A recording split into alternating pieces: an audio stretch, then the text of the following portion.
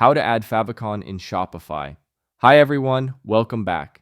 In today's video, I'm going to show you how to add a Favicon to your Shopify store. It's a quick and easy way to make your store look more professional. So let's get started. First, open your browser and go to shopify.com, then log into your account. If you don't have a Shopify account yet, go ahead and create one. It only takes a few minutes. Once you're logged in, look at the menu on the left-hand side and click on Online Store. Now you'll see a Customize button next to your current theme. Click on that. Once the theme editor opens, look to the left-hand panel and click on Theme Settings. Inside Theme Settings, click on the Logo section. Now you'll see an option labeled Favicon Image. Just click on Select Image under that. A new window will pop up where you can either choose an image from your Shopify files or upload a new one from your computer.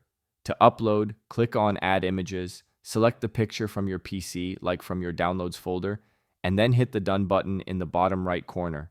And that's it. Your Favicon has now been added to your Shopify store. As you can see, it's super easy to do. If you found this video helpful, don't forget to like and subscribe for more Shopify tips and tutorials. Thanks so much for watching, and I'll see you in the next one.